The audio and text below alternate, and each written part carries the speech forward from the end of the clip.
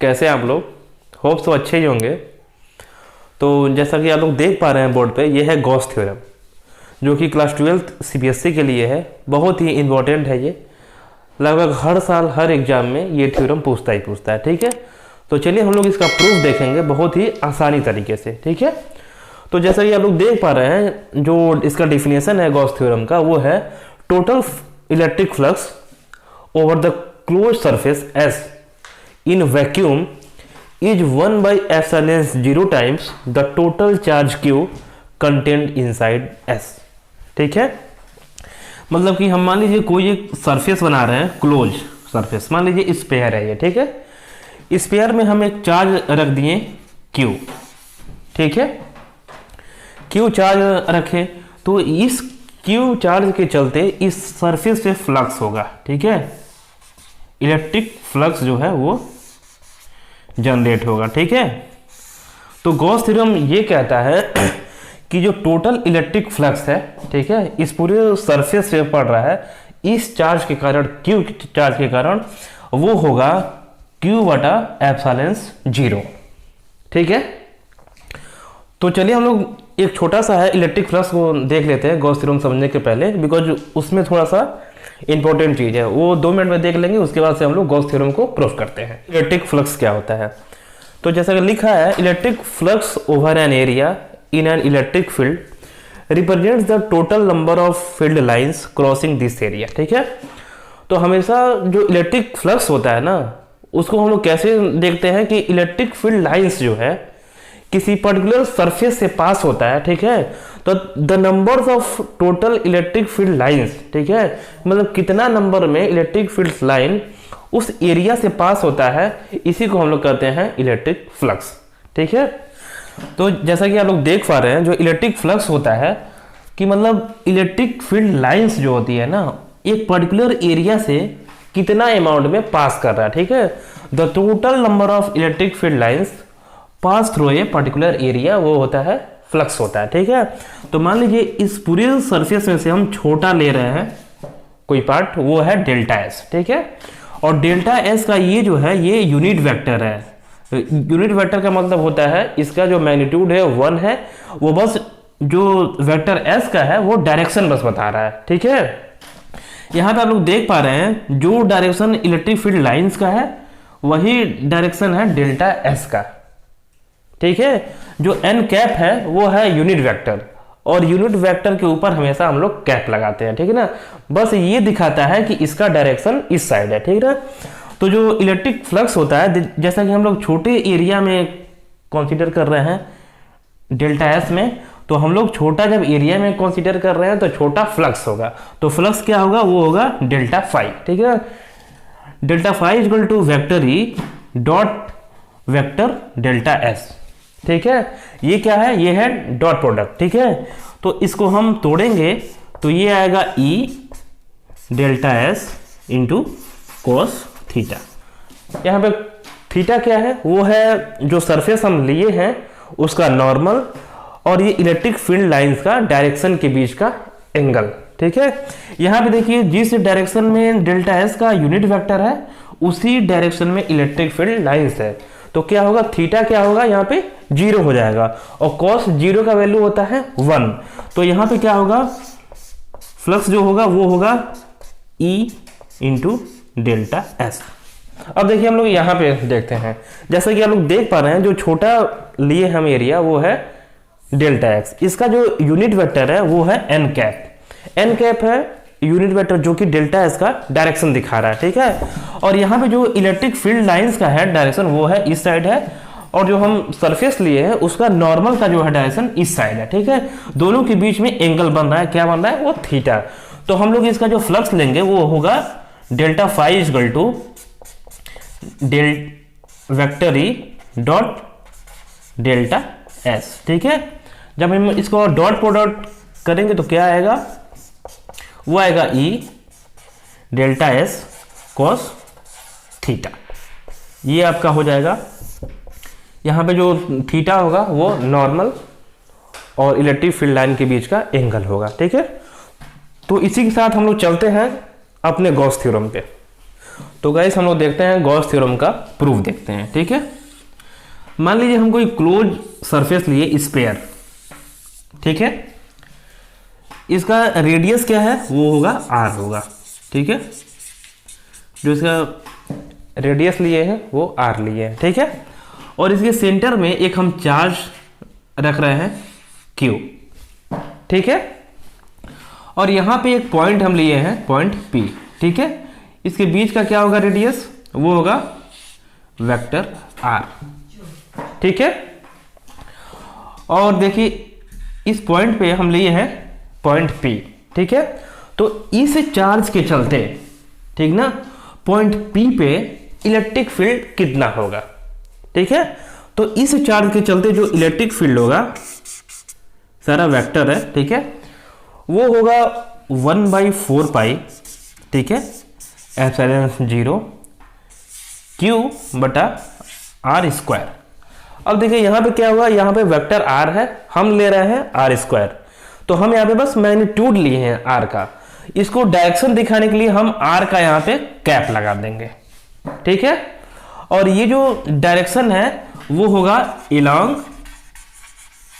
OP, यहाँ पे हम पॉइंट O लिए हैं, पॉइंट OP के डायरेक्शन में इस रेडियस का डायरेक्शन है, ठीक है। यहाँ पे हम बस लिखे हैं मैग्नीट्यूड, और इस मैग्नीट्यूड क्योंकि वेक्टर है इसलिए यहाँ पे हम यूनिट वेक्टर दिखा दिए हैं, ठीक है। अब देखिए मान लीजिए इस पॉइंट के आसपास हम एक छोटा एलिमेंट लिए, ठीक है, छोटा लिए हम एरिया, इसको हम बोल दे रहे हैं ds, ठीक है, ds बोल रहे हैं, ds वेक्टर है। और इस छोटे एरिया का जो यूनिट वेक्टर होगा, जो कि मतलब डायरेक्शन होगा, वो इस डायरेक्शन में होगा, ठीक है। इसको हम लिख दे रहे हैं n का कैप, ठीक है। और इसी साइड क्या होगा, आपका इलेक्ट्रिक फील्ड भी होगा, ठीक है। ये क्या है, ये इस एरिया के चलते यूनिट वेक्टर है, ठीक है, मतलब कि ये जो एरिया है इसका नॉर्मल जो होगा वो इलेक्ट्रिक फील्ड के डायरेक्शन में ही होगा, ठीक है, यूनिट वेक्टर। अब हम देखते हैं कि जो स्मॉल एरिया लिए हैं ds, उस पे इलेक्ट्रिक फ्लक्स हमारा कितना आ रहा है, ठीक है। तो स्मॉल फ्लक्स, ठीक है, थ्रू एरिया एलिमेंट, ठीक है, एरिया एलिमेंट ds, ठीक है। अब हम देखते हैं कि जो हम छोटा एरिया लिए हैं ds, उस पे हमारे कितना फ्लक्स पड़ रहा है, ठीक है। तो फ्लक्स क्या होता है बताइए, वो होता है E into E dot ds, ठीक है। E हम क्या निकाले हैं, वो निकाले हैं 1/4 pi epsilon 0 Q by r square, ठीक है।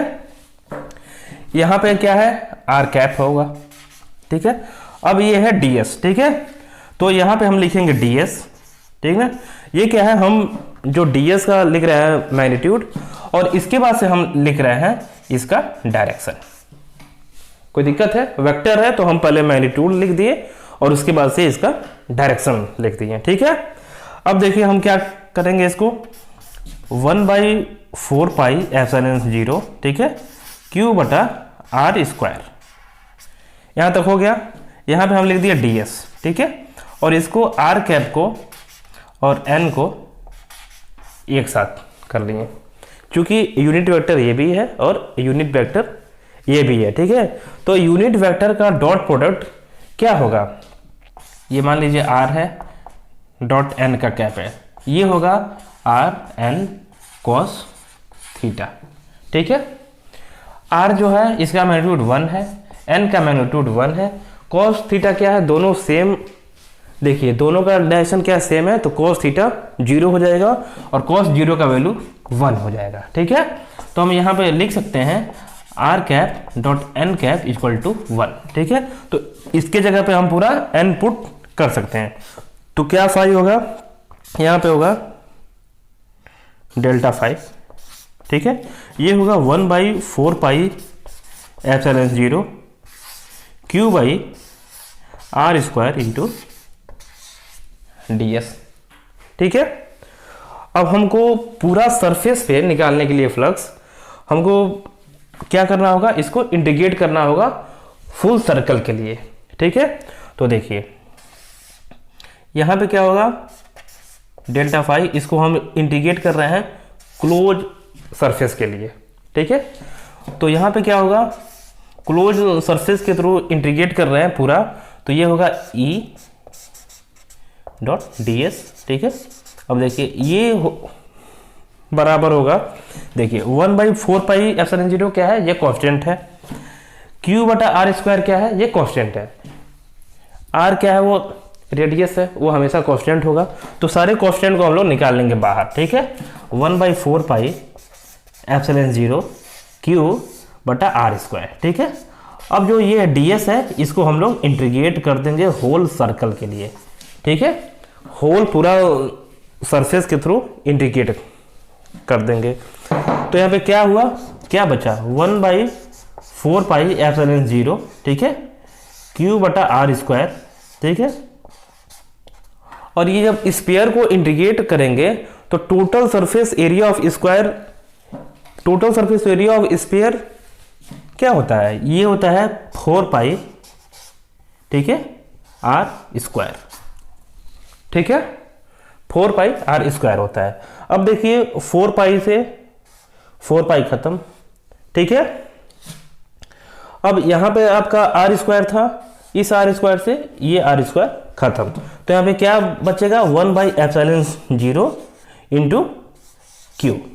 ठीक है, बाकी क्या हो गया, सारा खत्म हो गया। देखिए यहाँ आर स्क्वायर के साथ खत्म हो गया, 4 पाई के साथ खत्म हो गया, तो बचा क्या, 1/एप्सिलॉन 0 इंटू क्यू।